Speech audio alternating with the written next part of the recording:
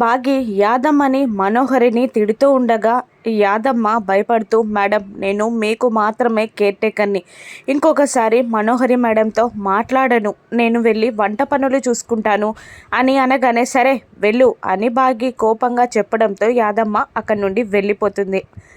బాగి మనోహరి దగ్గరికి వచ్చి, ఏం చేస్తున్నావు? తను నాకు అరేంజ్ చేసిన కేర్ టేకర్, నువ్వు పనులు చేయించుకోవద్దని ఆయన చెప్పారు కదా, అయినా నీకు వినబడలేదా అని తిడుతూ ఉంటుంది బాగి మనోహరిని.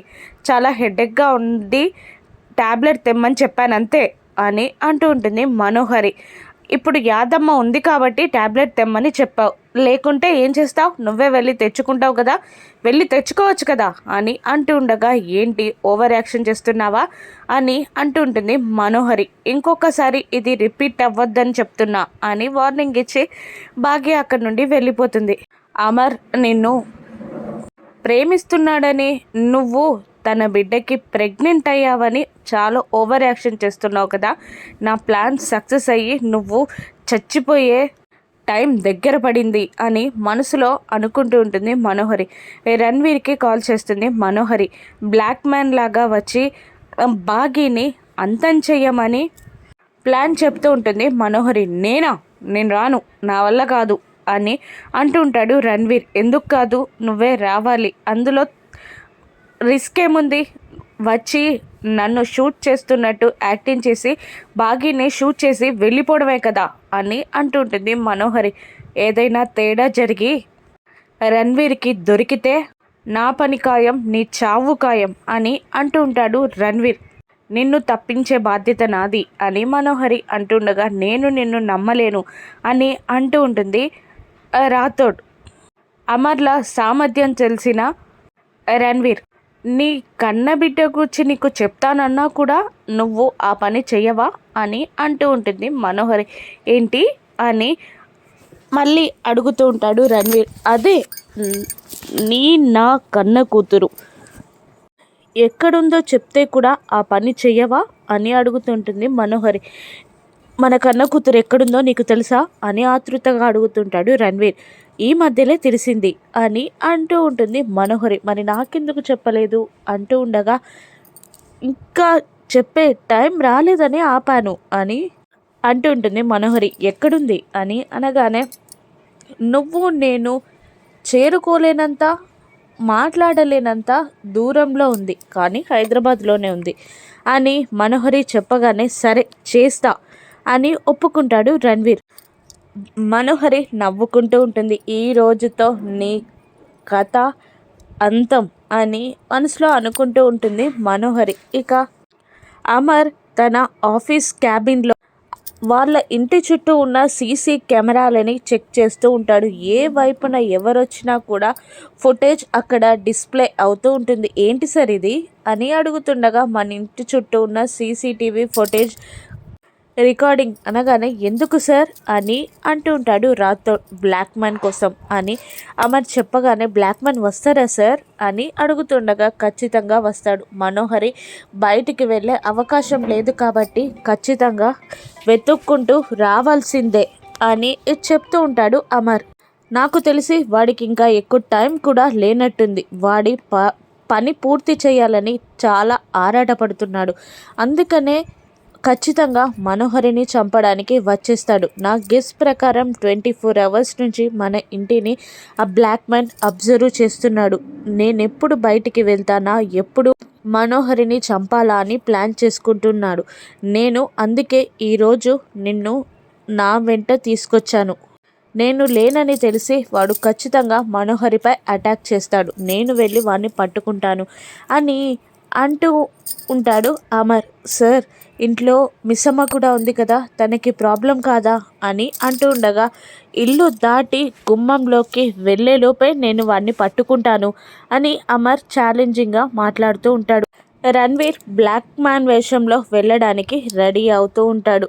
మరోవైపు పని ఒత్తిడి భారంతో శిరస్సు పట్టుకుంటాడు యమధర్మరాజు. చిత్రగుప్త నా వల్ల కావట్లేదు అని అంటూ ఉండగా, ఆరోగ్య సూత్రాలతో మానవులందరూ మంచిగా బ్రతుకుతున్నారు కదా అని అంటూ ఉండగా, మనోవేదన, ఆత్మస్థైర్యం తగ్గి కొంతమంది తిక్క పనులు చేస్తున్నారు అని అంటూ ఉండగా దేవకన్యలా రెడీ అయిన ఆరు అక్కడికి వస్తుంది. ఆరు అందానికి యముడు చిత్రగుప్తుల వారు ఇద్దరు ఫ్లాట్ అవుతారు. మనం అబద్ధం చెప్పామా నిజం చెప్పామా, నిజంగా దేవకన్యలాగా ఉంది కదా అని అంటూ ఉంటాడు గుప్తా గారు. అవును అని మైమారుపుగా చూస్తూ ఉంటాడు యముడు. తను మానవ కాంతయా లేదంటే దేవకన్యయా అని యముడు కూడా అంటూ ఉంటాడు. ఇక ఆరు అక్కడికి వచ్చి ఎలా ఉన్నాను గుప్తా గారు అని అడుగుతుండగా చాలా బాగున్నావు. ఈ త్రిలోకాలలో నీ అంత అందానికి ఎవరూ సరిపోరు. ఆ ఇంద్రజ కూడా నిన్ను చూసి ఈర్ష్యపడుతుంది అని చిత్రగుప్తుల వారు అనగానే నీ సోదరి ప్రేమని కట్టిపెట్టు. మానవ కాంత గుచ్చి అంత పొగడాల్సిన అవసరం లేదు అని అంటూ ఉంటాడు యముడు. అప్పుడు ఆరు ఈ గెటప్లో నేను కిందికి వెళ్ళే ఛాన్స్ ఏదైనా ఉందా అని అడుగుతుండగా అవకాశమే లేదు అని అంటూ ఉంటాడు యముడు. ఎలాగైనా రింగ్ కొట్టేసి వెళ్ళాలి అని ఆలోచిస్తూ ఉంటుంది ఆరు. గుప్తా నీ రింగ్ జాగ్రత్త అని అంటుండగా బంధించాను ప్రభు అని అంటూ ఉంటాడు గుప్తా తన వేలికున్న ఉంగరాన్ని చూసుకుంటూ. నేను నా దేవిది కూడా భద్రపరిచాను అని అంటూ అక్కడ నుండి వెళ్ళిపోతాడు యముడు. ఆ నారదుడు వస్తే నారదుడి ద్వారా భూలోకానికి వెళ్ళొచ్చు అని ఆలోచిస్తూ ఉంటుంది ఆరు. ఏదైనా పథకం వేసే ముందు నాకు చెప్పు అని గుప్తా గారు అంటూ ఉండగా అన్నీ మీకు చెప్తారు మరి అంటుంది ఆరు. అసలు నేనే భూలోకానికి వెళ్ళడానికి మార్గం తెరిచానేమో అని గుప్తా గారు అనుకుంటూ ఉంటారు. ఇక బ్లాక్ వన్ అమర్ ఇంటి ముందుకి రాగానే పైనుండి చెంబా చూసి మనోహరికి చెప్తుంది, నేను వెళ్ళి లాన్లో కూర్చుంటాను, ఏదో ఒకటి చెప్పి అక్కడికి మిస్ అమ్మని పంపించు అనగానే భయపడుతూనే ఒప్పుకుంటుంది చెంబ. ఇక మరోవైపు బ్లాక్ మ్యాన్ రావడం చూసిన రాథోడ్ అమర్కి చెప్పగా నువ్వు ఇక్కడే మానిటర్ చేస్తూ ఉండు, నేను వెళ్ళి వాణ్ణి పట్టుకుంటా అని అంటూ అమర్ కారులో బయలుదేరుతాడు. ఇక చెంబ మిస్సమ్మ దగ్గరికి వచ్చి నేను ఎంత చెప్పినా వినకుండా వెళ్ళి మనోహరి గారు లాన్లో కూర్చున్నారు అని అంటూ ఉండగా నేనేం చేయను దానికి అంటూ ఉంటుంది బాగి. అలా కాదు మేడం అని అంటూ ఉండగా అసలు నువ్వు నాకు కేర్ టేకర్వా ఆ మనోహరికి కేర్ టేకర్వా అని బాగి కోపంగా అడుగుతుండగా మీకే కేర్ టేకర్ని మేడం, కానీ కాకపోతే తను కూడా ఈ ఇంటి మనిషే కదా, తనకేమైనా అయితే సార్ మిమ్మల్ని ఏదైనా అంటారేమో, మిమ్మల్ని చూసుకోమని చెప్పారు కదా అని అంటుండగా తను నా మాట కూడా వినట్లేదు కదా అని అంటూ ఉంటుంది బాగి.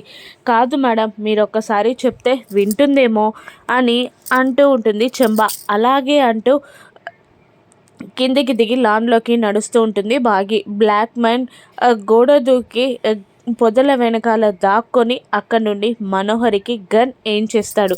అప్పుడే భాగ్య బయటికి వస్తూ ఉంటుంది. బ్లాక్ మైన్ చేతిలో మనోహరి అంతం ఖాయమా, అమర్ కాపాడతాడా, అసలు ఆ బ్లాక్ మ్యాన్ ఎవరు? రాను ఎపిసోడ్స్లో చూద్దాం. Thank you for watching.